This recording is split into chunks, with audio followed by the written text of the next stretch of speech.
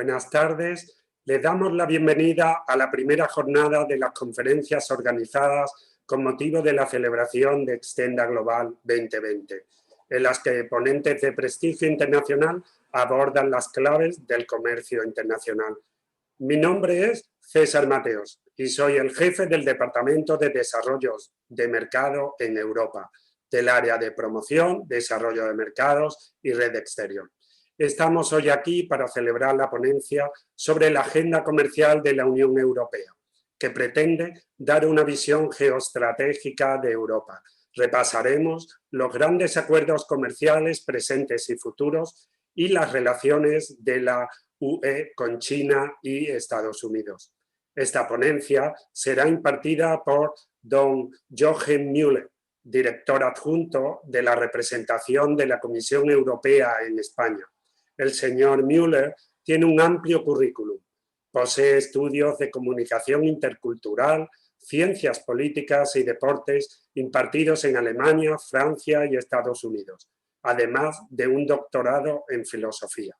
Después de trabajar como periodista en Alemania, Francia, Bélgica y los Estados Unidos, el señor Jochen se incorporó a las instituciones europeas en 2005, en las que ha ocupado distintos cargos, como director de campañas de comunicación, portavoz de los consejos de asuntos exteriores, etc., hasta el puesto que ocupa en la actualidad como representante de la Comisión Europea en España.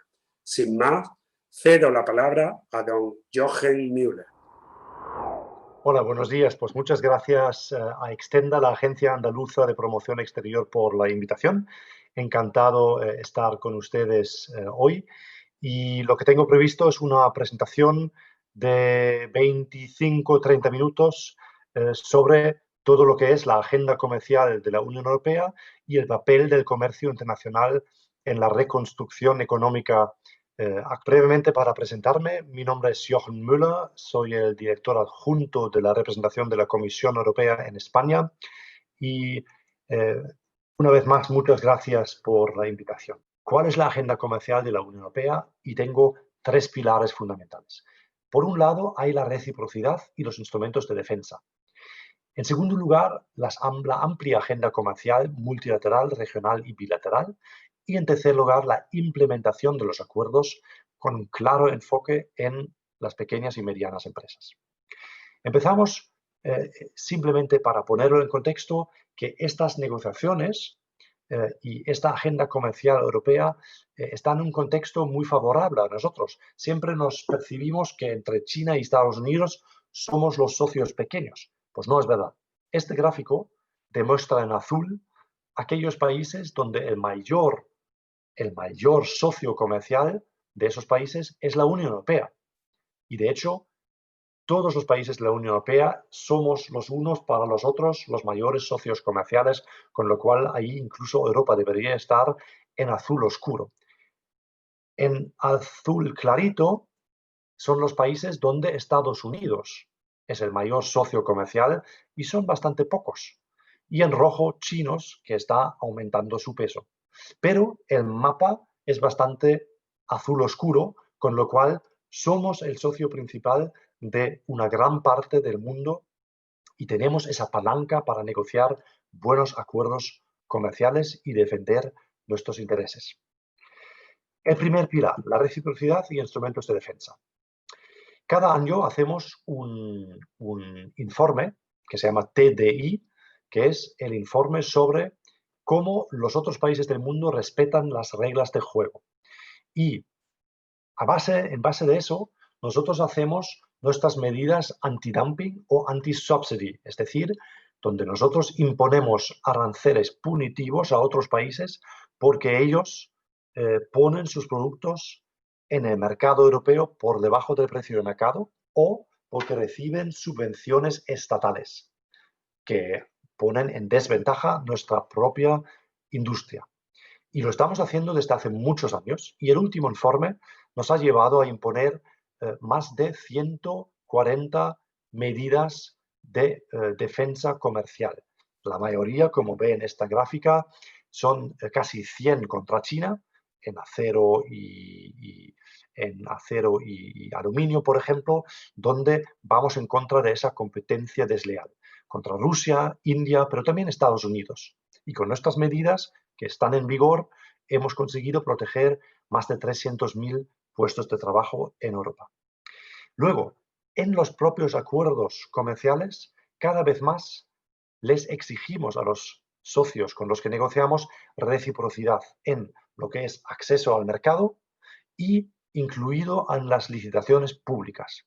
Eso no ha sido el caso siempre, pero, por ejemplo, en el acuerdo comercial con Canadá, que está en vigor desde hace 3 años, conseguimos que Canadá abre las licitaciones públicas canadienses a empresas europeas por primera vez.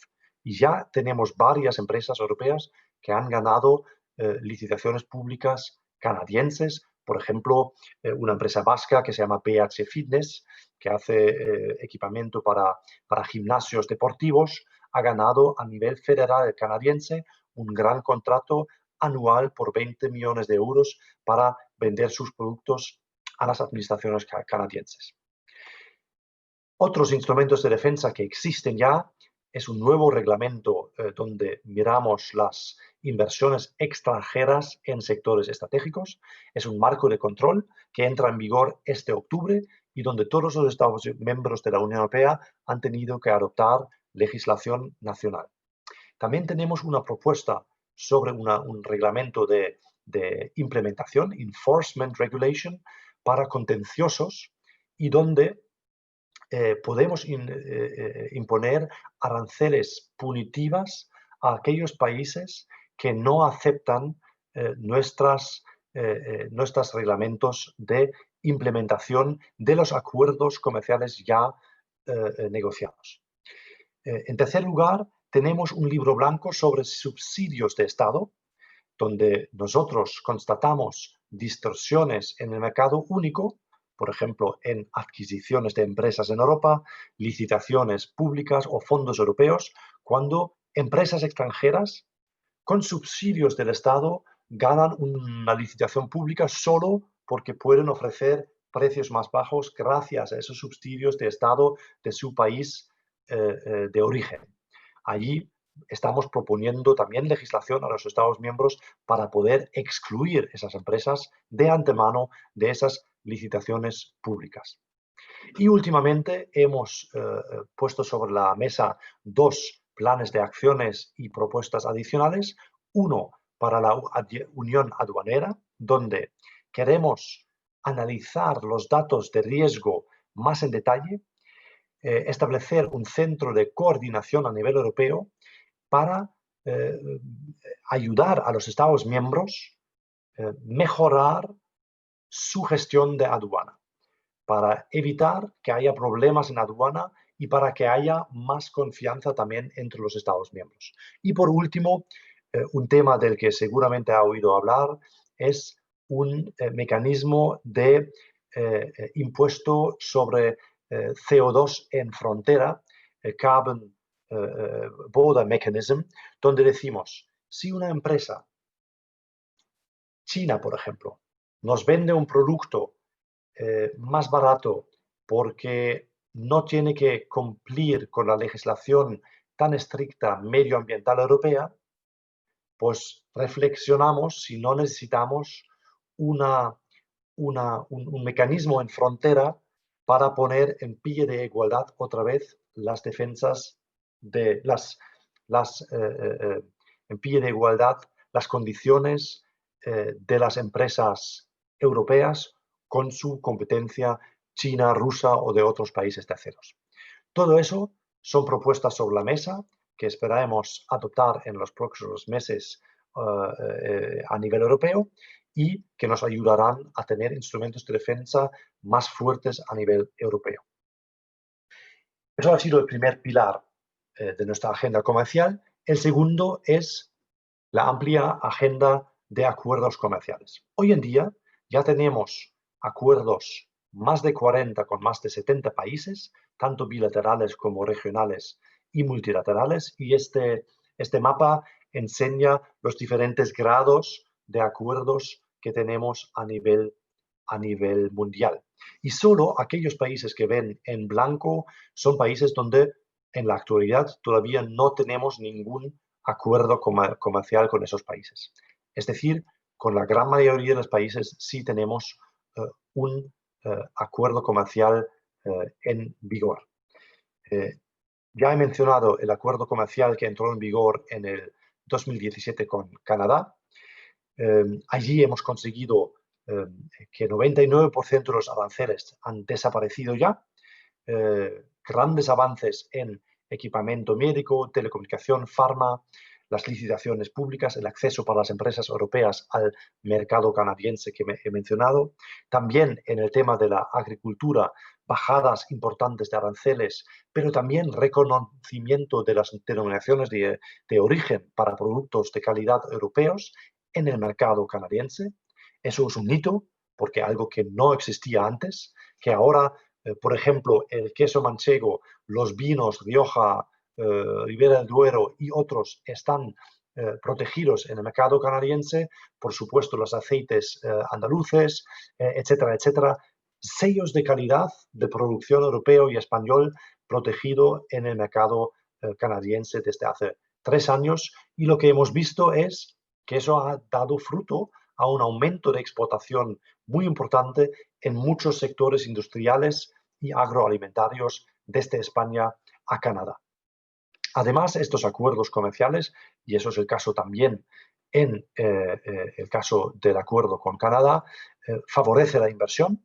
Por ejemplo, una empresa canadiense como Bombardier ha invertido mucho dinero en sus 2 plantas en España, cerca de Madrid y en el País Vasco, y ha creado bastante empleo en suelo español gracias a este acuerdo comercial. Y al revés, eso funciona también con empresas europeas, españolas que invierten en Canadá.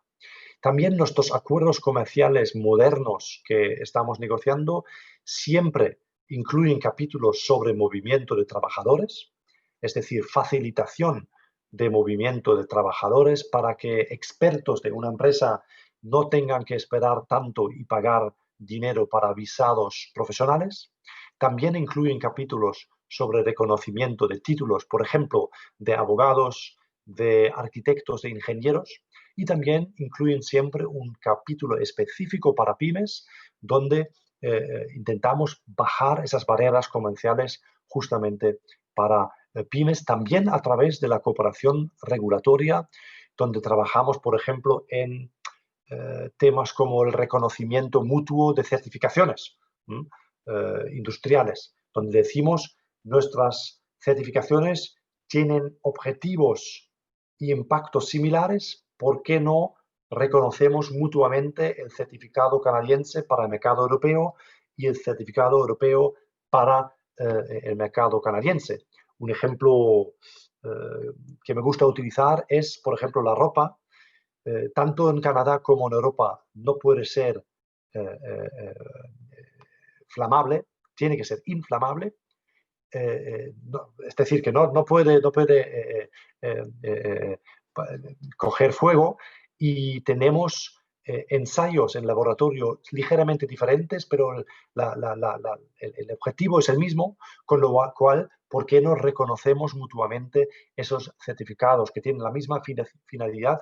Y así evitamos que una empresa de textil europea tiene que hacer 2 veces un certificado, 2 veces pruebas y ensayos en laboratorio, y eso baja las trabas administrativas, baja los costes y facilita el comercio. He dicho que el impacto es importante. El comercio bilateral en el primer año de aplicación del CETA ha crecido más del 10% entre Europa y Canadá. El crecimiento en exportaciones aún más, desde Europa a Canadá un 15%, y en sectores importantes de la economía española como fruta, hortaliza, cítricos, ahí tienen las cifras. El aumento en exportación desde España a Canadá ha sido, yo diría en algunos casos, espectacular. En automoción, juguetes, vinos, es de verdad un éxito después de 3 años de aplicación. Es un balance bastante positivo que hemos hecho.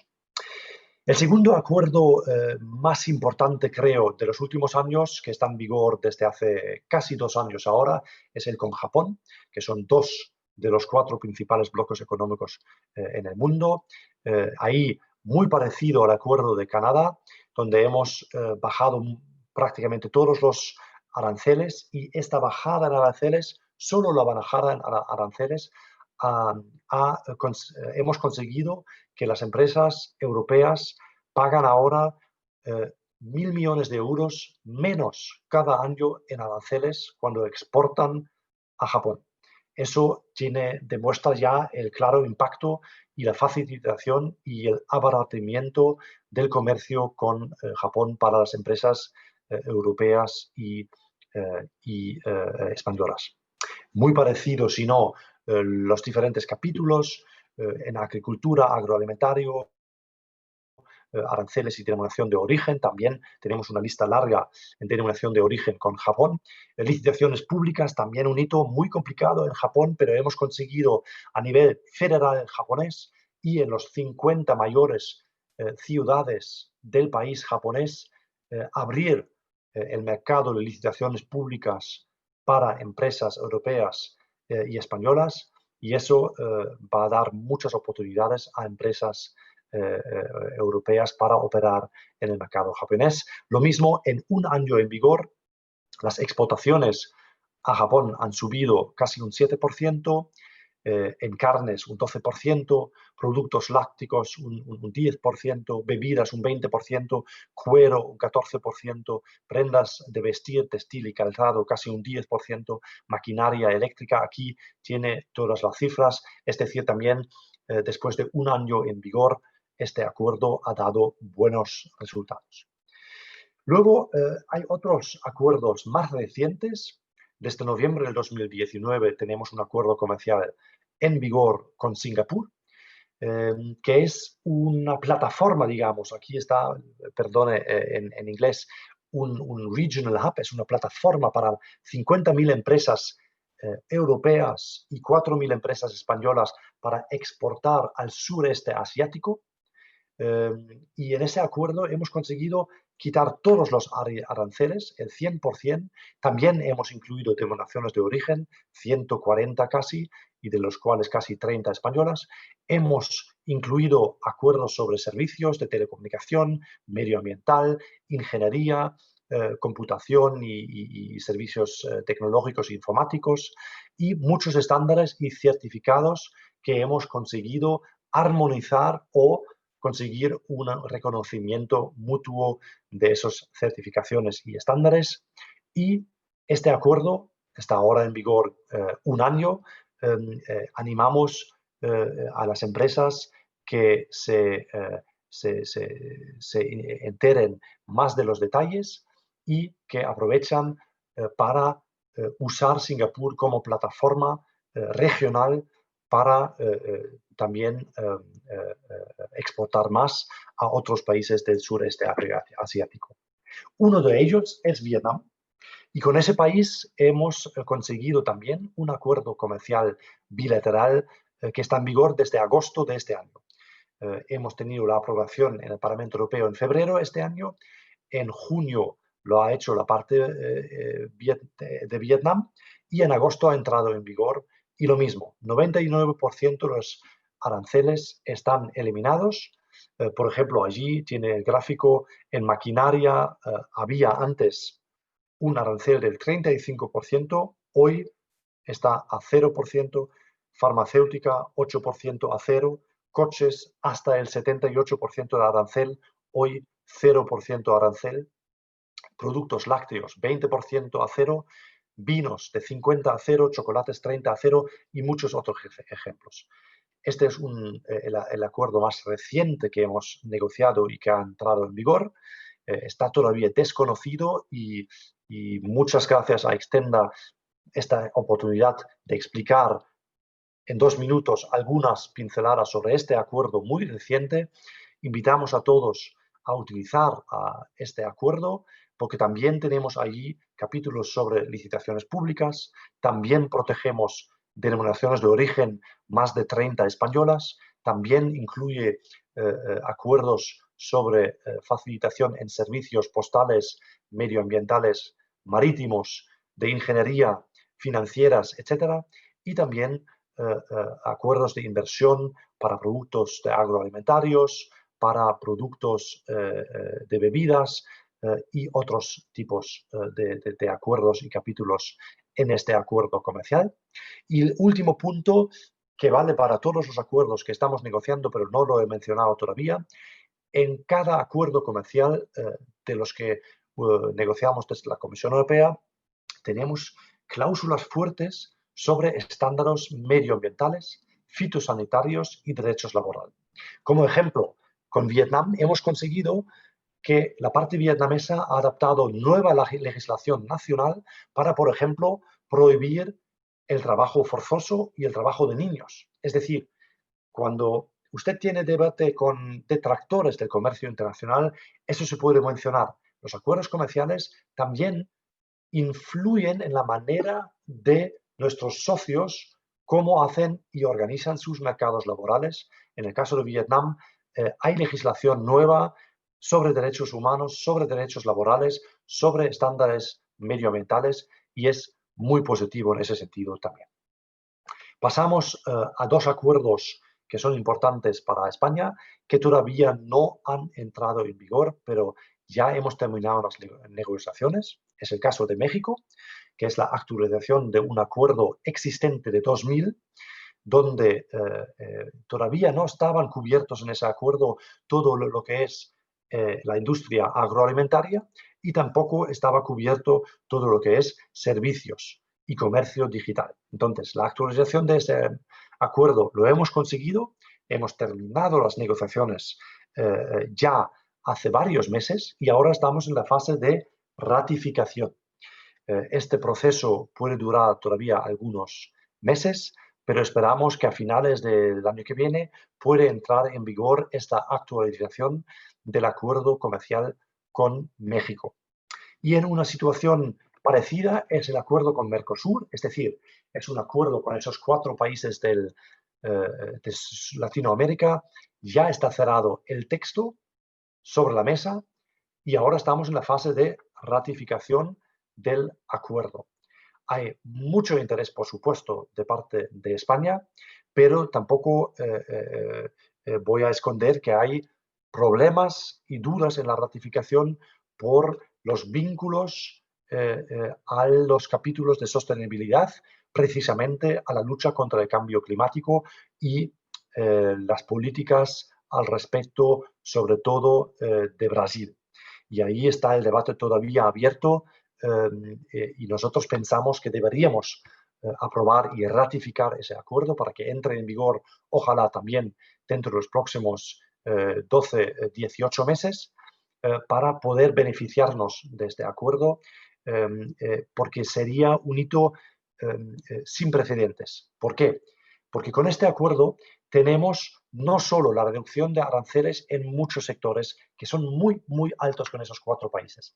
Aquí vemos algunos ejemplos: automoción 35%, maquinaria 14 a 20%, sustancias químicas 18%, productos farmacéuticos 14%, productos lácticos 28%, chocolates 20%, licores 35%, vinos 27% de arancel.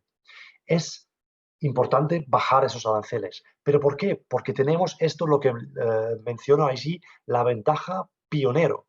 No hay hoy en día ningún país del mundo que tiene un acuerdo comercial con esos 4 países de Latinoamérica.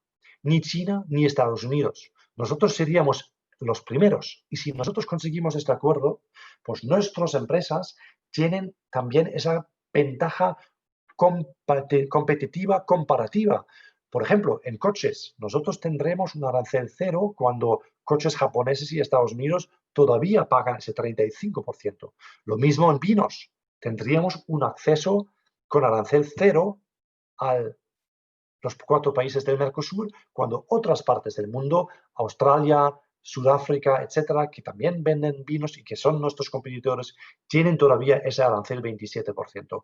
Es eso lo que le llamamos la ventaja del pionero y que nos daría mucha mayor competitividad comparado con otros países del mundo.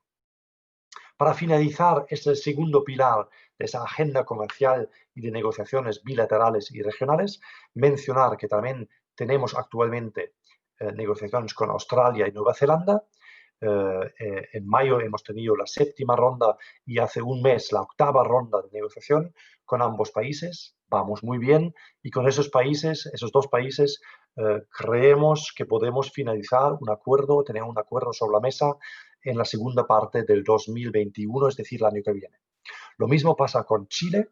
Ahí estamos negociando, como con México, una modernización de un acuerdo existente y tenemos en vigor negociaciones con Indonesia, un gran país, un gran mercado del sureste asiático.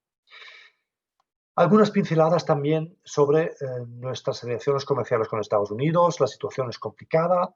Tuvimos, si se acuerdan, estas negociaciones sobre el llamado TTIP, que no conseguimos concluir con la administración Obama, y desde entonces, con la administración Trump, han surgido cada vez más contenciosos entre ambas partes. Teníamos y tenemos los aranceles injustificadas y desde nuestro punto de vista inaceptables sobre acero y aluminio europeo, donde nosotros hemos impuesto bajo las reglas de la OMC aranceles punitivos en contra para reponer la balanza sobre productos americanos. Tenemos también los aranceles injustificados sobre la aceituna negra española. Hemos tenido el contencioso y tenemos el contencioso Boeing-Airbus, donde la OMC nos ha dado la razón a ambos, es decir, Estados Unidos nos ha impuesto aranceles sobre una amplia gama de productos europeos por nuestras subvenciones a Airbus y nosotros podemos hacer lo mismo sobre productos americanos por las subvenciones en Boeing.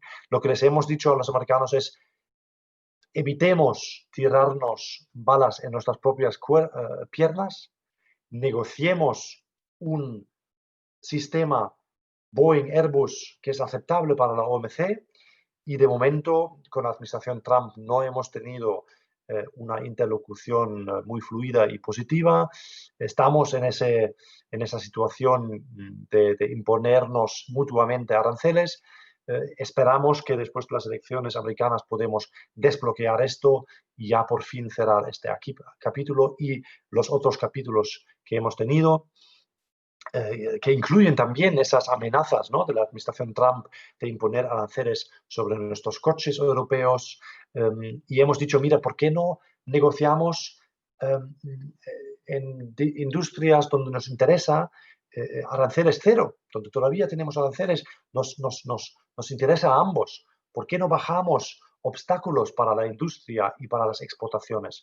¿Por qué no trabajamos juntos en liberalizar servicios? ¿Por qué no trabajamos juntos en la reforma de la OMC?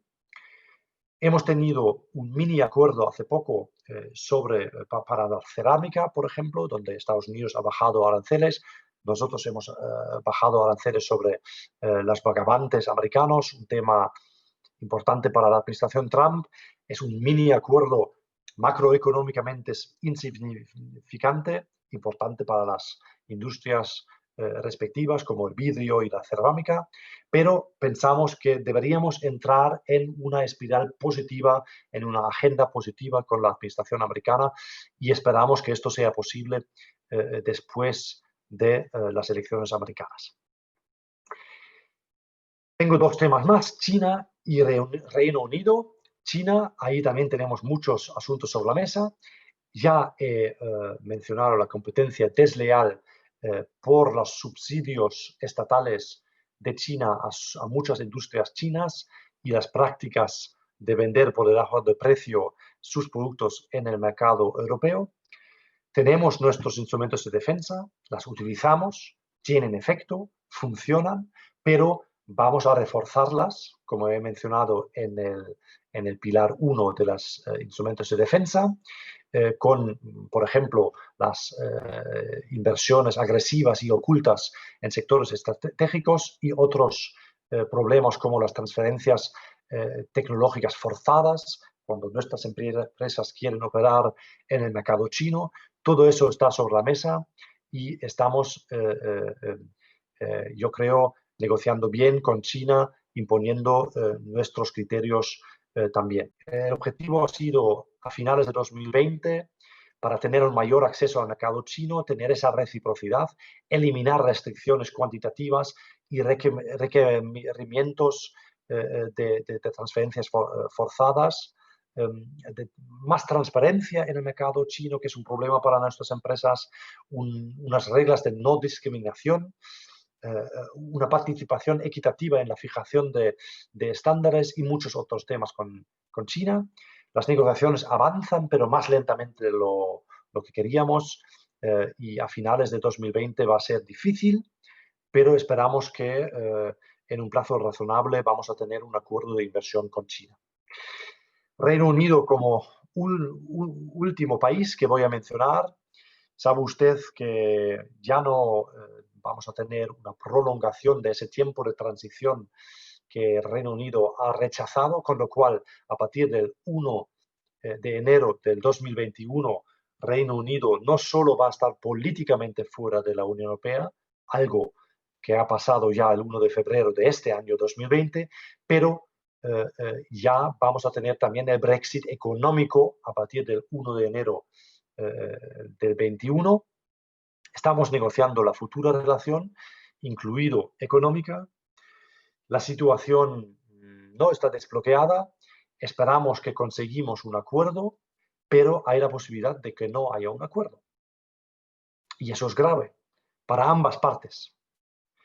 Nosotros queremos un acuerdo, pero claro, el peso de las relaciones comerciales del Reino Unido para la Unión Europea es importante, pero al revés es más importante aún. Es decir, aquí tenemos algunas cifras. El Reino Unido, en sus exportaciones, casi la mitad, el 47% de sus exportaciones van a los países de la Unión Europea.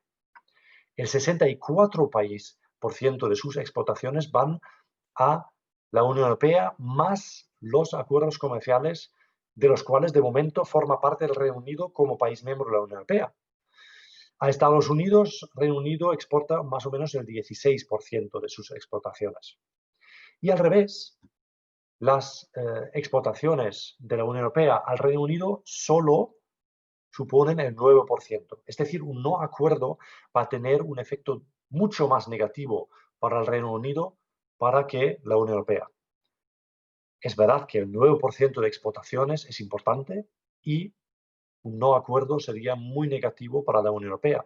Y para algunos países y algunos sectores industriales, las consecuencias serían incluso más difíciles, incluido automoción, incluido química y farmacéutica y incluido agroalimentario. El Reino Unido es un gran mercado para los vinos, fruta, hortaliza, aceitunas, aceite de oliva, etcétera, español. Somos conscientes, pero el riesgo está allí. Y tenemos que hacer todo lo que posible para tener este acuerdo sobre la mesa.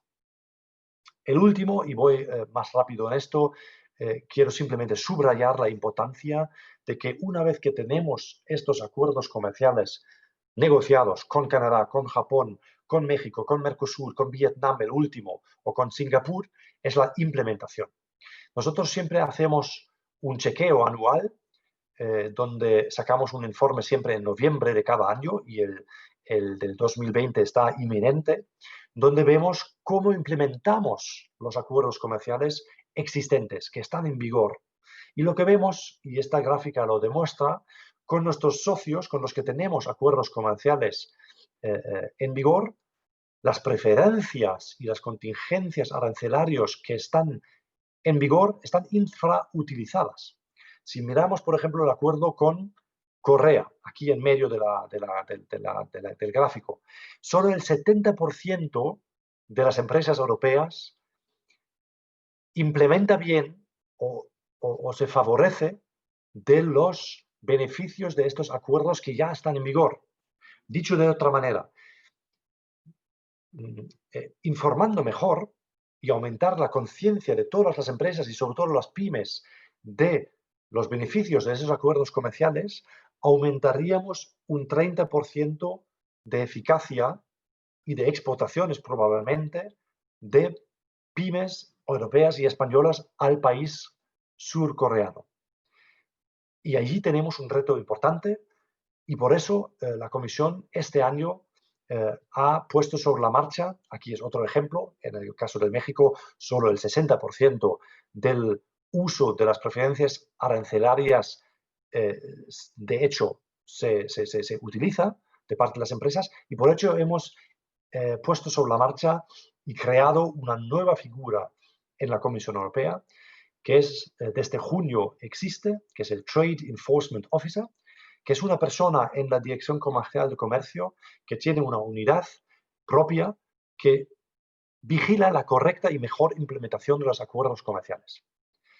Quiere hacer una mayor difusión, aprovechar las ventajas de los acuerdos, sobre todo para las pymes, respetar, vigilar el respeto de los capítulos de sostenibilidad que están dentro de los acuerdos comerciales, y también utilizar mejor los instrumentos de defensa para proteger nuestro mercado económico europeo contra abusos de los socios comerciales que no implementan bien esos acuerdos y, por ejemplo, hacen competencia desleal.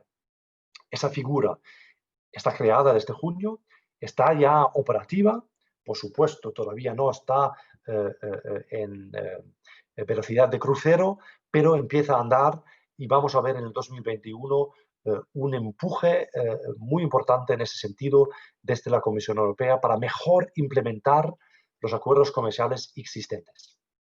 Y ahí también hablamos de sensibilización.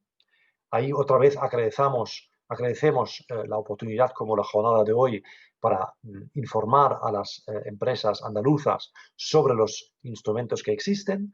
Y ahí, por ejemplo, tenemos la base de datos de acceso al mercado desde la Comisión Europea, donde podemos ver condiciones de exportación país por país.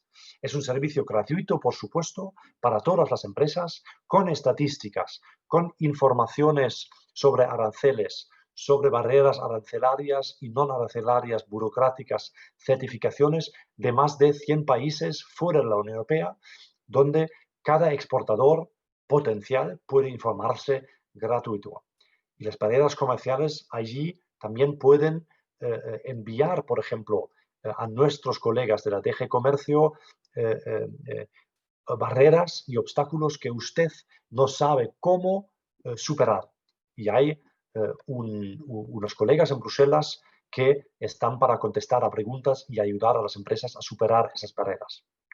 Vamos a lanzar también una campaña Access to Market, se llama, acceso a los mercados, enfoque en los pymes, y donde estamos de hecho fusionando y modernizando esos dos servicios, el Market Access Database, esa base de datos de acceso al mercado, y este Helpdesk, este portal único donde los colegas de la DG Comercio están para contestar a preguntas y apoyar a las empresas europeas en su esfuerzo de internacionalización.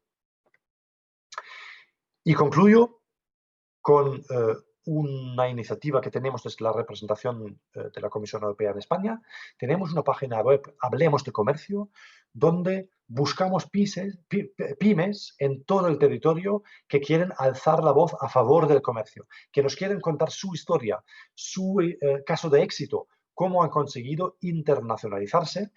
Hay ya varias empresas aquí, por ejemplo, una empresa de textil gallega, Selmark, que nos cuenta su historia. Tenemos otras empresas de tecnología, de maquinaria, de editorial, como esta editorial que nos cuenta cómo vende más libros en el mercado latinoamericano gracias a los acuerdos existentes comerciales, y otros tantos. Hay muchas empresas también andaluzas que están representadas ya en esta página web, por ejemplo, del sector agroalimentario, aceite y aceitunas, pero también empresas de maquinaria y todo tipo de empresas que nos cuentan sus historias, y les animo, por favor, si está entre los participantes de esta jornada una empresa que dice, oye, yo quiero contar mi historia, bienvenido, puede mandarme un correo y le damos también visibilidad a través de esta página de la Comisión Europea en España. Hasta allí, muchísimas gracias por la atención y abierto a todas las preguntas ahora que me quiere plantear, tanto sobre los instrumentos de defensa como sobre los acuerdos comerciales en vigor y que estamos negociando, o también sobre el tema de la implementación de los acuerdos comerciales. Muchísimas gracias. Muchas gracias, señor Müller. Sin más, abrimos el turno de preguntas.